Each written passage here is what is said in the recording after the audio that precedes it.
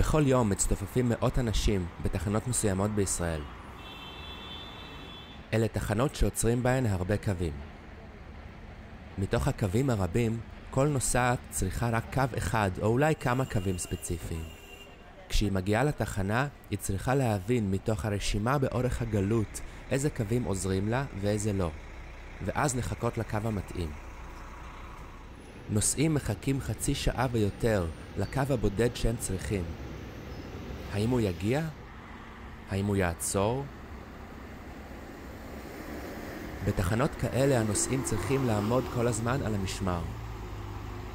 קשישים רצים עם שריריהם הכואבים ומנסים לא להידרס ולא להתרסק על האספלט כשהאוטובוס עוצר מאחורי אוטובוס אחר. בנתיב השני, או בכלל לא בתחנה. רבים מאוד מפספסים את האוטובוס, ואז תקועים בתחנה עוד חצי שעה.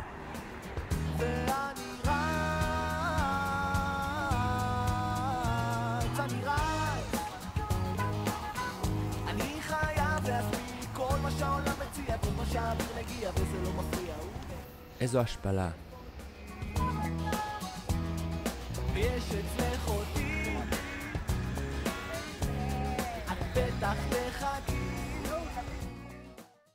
דמיינו עולם אחר. דמיינו שאתם עומדים בתחנה וכל אוטובוס שעובר מתאים לכם. אם פספסתם אוטובוס או שהוא היה מלא, אז תוך 5 דקות יגיע עוד אחד עם אותו מספר. ודמיינו שבהחלפה בין קווים יש 0 מאמץ. בעצם מעבר בין קווים הוא תענוג. טוב, בואו נחזור למציאות. תכף נדבר על פתרונות, אבל קודם פשוט לא יכולתי לוותר על התיאור הזה של שחר תמיר, שנורא במיוחד בתחנות עם הרבה קווים. היי אנשים, זוהי קריאה לעזרה. ייצרו בשבילי את האוטובוס בבקשה. כדי לעצור את האוטובוס בתחנה יש לנהל עם הנהג מסע ומתן של נפנופי ידיים תוך שהוא בנסיעה מהירה בנתיב השמאלי, ועבורי כאדם עיוור המשימה לגרום לאוטובוס לעצור קשה ומורכבת פי כמה. אינני רואה את האוטובוס מגיע מרחוק, וכמובן שאינני יכול ליצור קשר עין עם הנהג. כך אוטובוסים רבים חולפים על פניי ומשאירים אותי להמתין זמנים ארוכים עד שיגיע האוטובוס הבא, שאולי בכל זאת יעצור. אני וחבריי העברים איננו יכולים להיכנס למכונית, להתניע ולנסוע, ואפילו לא לעלות על אופניים ולדווש אל מחוז חפצנו. אז מה עושים? הטענה שלי היא שיש בארץ יותר מדי קווי אוטובוס, ועדיף שיהיו קצת פחות קווים, אבל בתדירות הרבה יותר גבוהה ומובטחת. לפני שאתם משאירים תגובה זוהמת ועוברים לסרטון אחר, תנו לי להסביר. אין פה פתרון קסם, אבל אנחנו חייבים לשנות את הגישה. בין השאר אספר בהמשך למה המפתח נמצא בתכנון הפיזי של הרחובות, ובעיקר הצמתים. ואל דאגה, אני אזכיר גם את המטרו. אנחנו בונים עוד ועוד שכונות סביב הרכב הפרטי, ואז מנסים למשוך אנשים לתחבורה הציבורית. אז אנחנו מנסים להתחרות ברכב הפרטי ולחבר כל שכונה בקו אוטובוס לכל מוקד תעסוקה, כדי לדמות נסיעה ברכב פרטי. אבל זה יוצא רע לכולם. תחבורה ציבורית או המונית לא יכולה לעבוד כמו רכב פרטי. היא בהגדרה המונית. היא צריכה מסה של נוסעים כדי להצדיק קווים תדירים. איכות חיים מחייבת קווים תדירים. אבל התחבורה הציבורית בישראל מנסה למתוח קו ללא החלפות עבור כל נוסע. לדוגמה, בואו ניקח אנשים מרעננה, מכפר סבא ומהוד השרון, שרבים מהם נוסעים לרמת החייל, לתל השומר, לקריית אריה ולציר ז'בוטינסקי ברמת גן. היום יש קווים ישירים כאלה, כמעט לכל זוג של מוצא ויעד. כמעט לכל עיר בגוש דן יש קו משלה לתל השומר, קו משלה לרמת החייל, קו משלה לקריית אריה. זה המון קווים.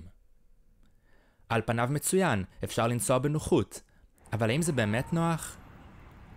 הבעיה היא שזה בלתי נמנע שכל קו כזה ייסע רק פעם בחצי שעה או שעה, או אפילו רק 4-5 פעמים ביום. הרי אם נפעיל כל קו מכל מקום לכל מקום כל 10 דקות, האוטובוסים ייסעו ריקים, כי אין מספיק נוסעים דווקא מרעננה, דווקא לתל השומר, כדי למלא אוטובוס תדיר. אנחנו מנסים בכוח שהתחבורה הציבורית תדמה לנסיעה ברכב מדלת לדלת, אבל נוחלים בזה כישלון חרוץ. אם משווים קו של פעם בשעה לרכב פרטי, דמיינו שעל החנייה שלכם יש שער, שנפתח פעם בשעה למשך דקה. איחרתם את המועד, תשבו באוטו שעה ותחכו לפתיחה הבאה. מערכת התחבורה הציבורית בישראל היא כמו מערכת כלי דם שיש בה רק נימים קטנים, בלי הורידים והעורקים. היא כמו בניין שיש בו רק קירות, בלי עמודים תומכים. עמוד תומך של מערכת תחבורה ציבורית זה קו תדיר וישר, בלי סיבובים, שנוסע כל 5 דקות, ועדיף בנת"צ. אז נוצרות תחנות ענק כאלה, שבהן כל נוסעת מקבלת קו פרימיום מותאם לה אישית, שפעם בשעה אמור לקחת אותה עד היעד. תראו איזה אבסורד, בתחנה הזאת בבנייני האומה עוצרים 50 קווים. בדרך בגין בתל אביב עוברים יותר מ-100 קווים. יותר מ-100 קווים עוצרים ממש כאן. ונוצר כזה בלגן, שבמקום להמתין ברוגע, הנוסעים רצים קדימה אחורה באימה לפספס את קו הפרימיום שהוקצה להם ולחכות שעה לבא. אם הגעתם לתחנה כזאת, איך מבינים בכלל לאן אפשר להגיע מפה? מה אני עושה עם הרשימה הזאת? למה אני צריך תואר על כל תחנה שאי פעם מבקר בה רק כדי לדעת איזה קווים מגיעים לדיזנגוף? הרשימה גם לא עוזרת כי יש בה רק יעדים סופיים. וכשיש כמה סככות, בהצלחה בלהבין איפה כל קו עוצר, הרי הרבה פעמים קווים לאותו יעד עוצרים בתחנות שונות. אז כשמגיע האוטובוס, מתחילה המשימה שנידונה מראש לכישלון. יש לכם 5 שניות לזהות את מספר הקו שמגיע, לרוץ בעמוק בין כל התחנות ולמצוא איפה המספר הזה מופיע, לפני שהנהג יברח כי ליד הדגל שלו אף אחד לא חיכה. כמה אוטובוסים פספסתי בגלל זה, ואיזה ביזיון זה שנוסעי תחבורה ציבורית אמורים לרוץ. לא בכל גיל ולא בכל מצב אפשר לרוץ. ועיוורת או מישהי על כיסא גלגלים יכולה בכלל לתפוס מפה אוטובוס? אנחנו יורקים בפנים של האנשים שצריכים את התחבורה הציבורית יותר מכל.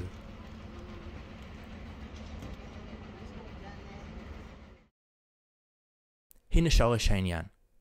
יש סיבה טובה למה ישראלים דורשים קווים לכל מקום בלי החלפות. כי להחליף אוטובוסים בארץ זה סיוט. זה כל כך נורא שרוב האנשים אפילו לא ישקלו החלפה כאופציה.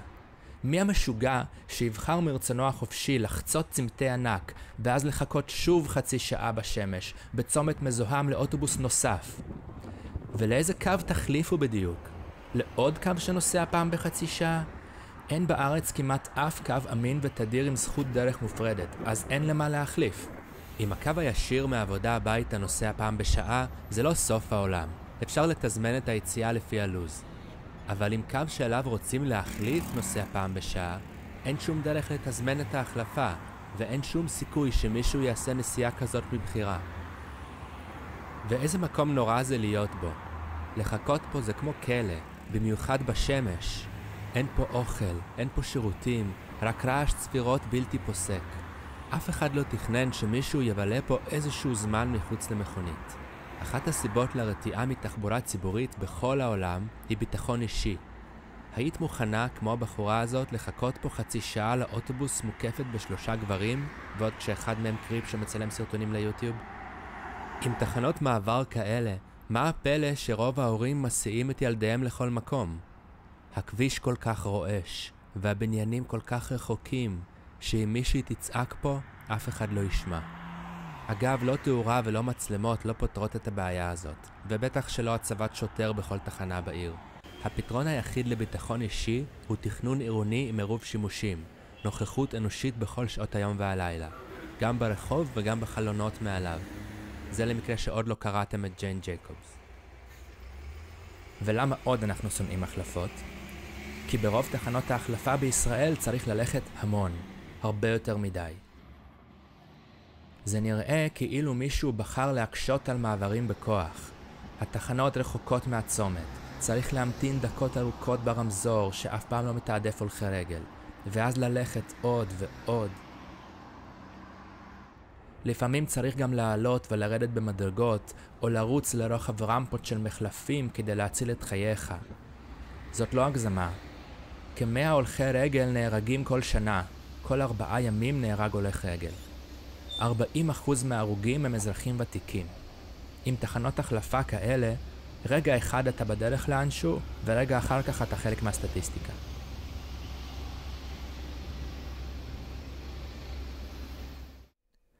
במדינות עם תחבורה ציבורית טובה, הצמתים מתוכננים בשביל תחבורה ציבורית.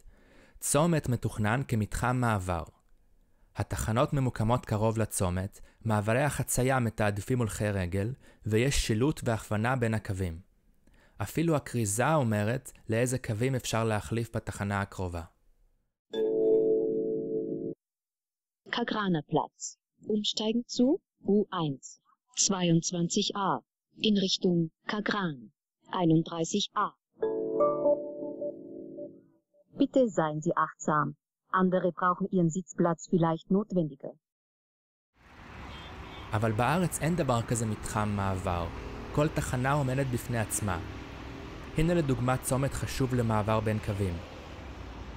אבל אף אחד לא חשב לקשר בין התחנות. כל אחת מ5 התחנות נקראת בשם שונה.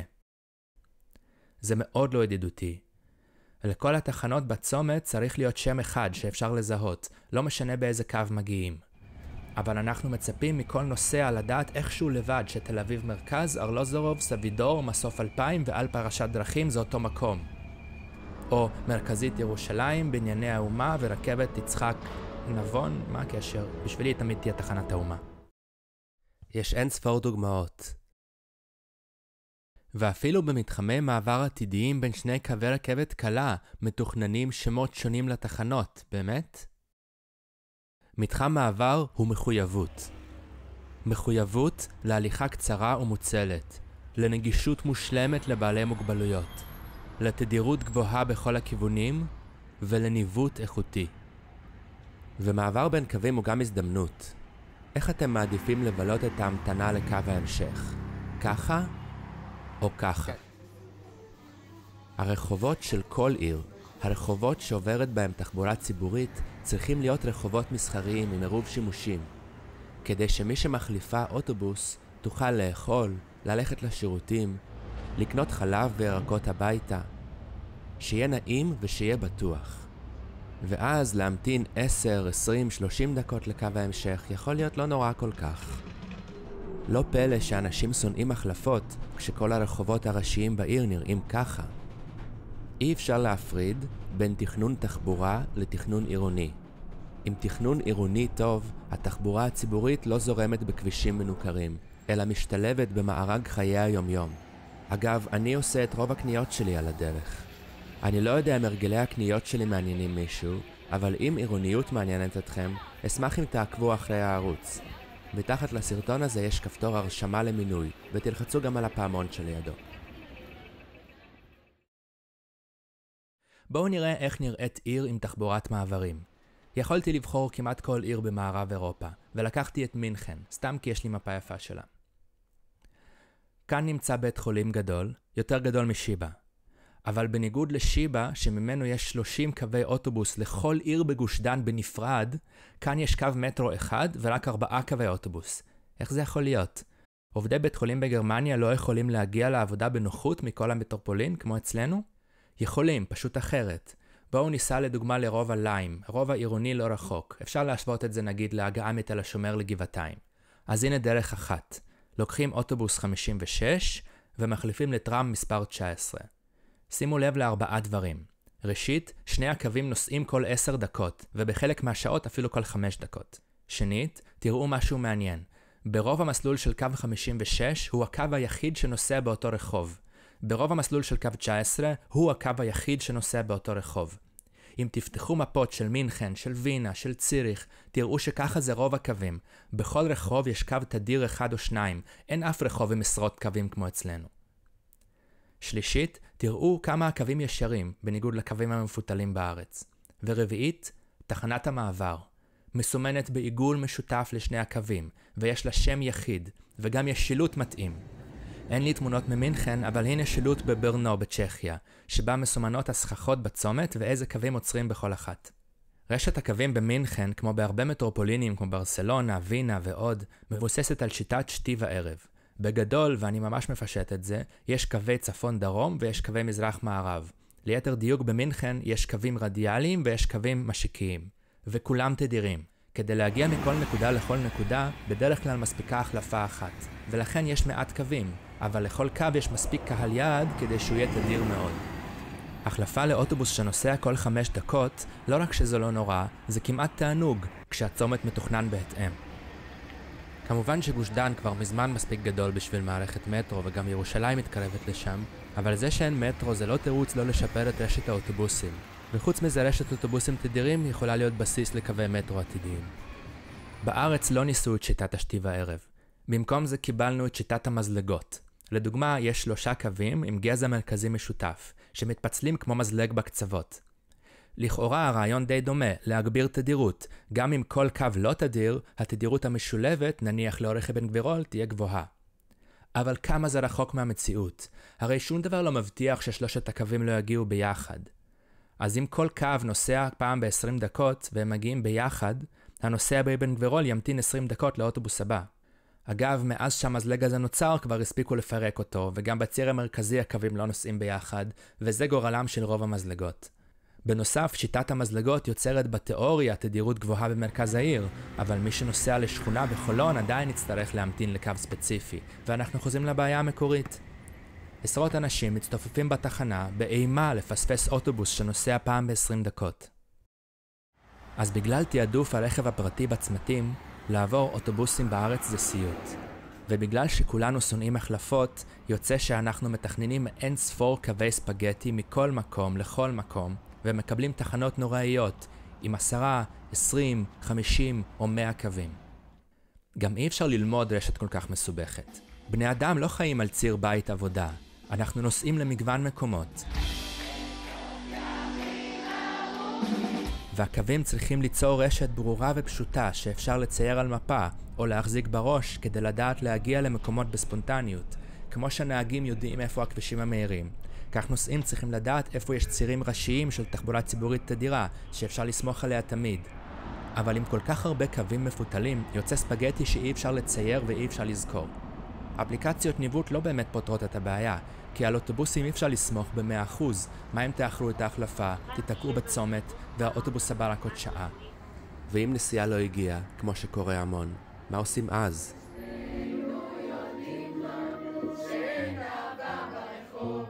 כשמכירים את הקווים, יודעים על מה אפשר לסמוך ועל מה לא. ההיכרות מאפשרת גמישות ויוצרת תחושת סוכנות וחופש. מי שיש לו אוטובוס תדיר בכלל לא צריך אפליקציה. קו 5 תמיד נשאר קו 5. אבל אף אחד בחיים לא יצליח לזכור בלגן כזה. זה הופך את התחבורה הציבורית ללא נגישה ולא יעילה, מסורבלת, ומדיר ממנה אנשים. ככה לעולם לא נעביר אנשים לתחבורה ציבורית. תשמעו סיפורים של נהגים שניסו אוטובוס בפעם הראשונה. זה תמיד מתחיל בקו של פעם בחצי שעה ונגמר בייאוש. המצב רק נהיה גרוע יותר. אנחנו בונים ערים שבהן הרכב הפרטי במרכז, ואז מנסים ליצור בהן תחבורה ציבורית בדיעבד. זה לא עובד. כדי לפתור את הבעיות שתוארו כאן ולתת לנוסעים איזשהו כבוד מינימלי, להחליף אוטובוסים צריך להיות אפשרי ונעים. וזה בעיקר תפקידן של העיריות. בעוד פחות משנה התקיימו הבחירות לעיריות. מכירים מועמדים שחושבים שתפקידם רק לדאוג שכל אחד יוכל לחנות בנוחות, אבל את האחריות על התחבורה הציבורית זורקים על המדינה? אז זה לא עובד ככה. לא תיתכן תחבורה ציבורית טובה בלי חשיבה הוליסטית על הולכי הרגל, בלי ויתור על חניות לטובת מדרכות רחבות, בלי האטה של התנועה כדי שלא נמות כשאנחנו חוצים כביש. ולזה המדינה לא תדאג, זה קורה ברמה המקומית. רק ככה התחבורה הציבורית יכולה להשתפר. אין לנו הרבה זמן, הבחירות באוקטובר 2023. אז בואו נשנה את הערים שלנו, ומוזמנים להירשם לערוץ.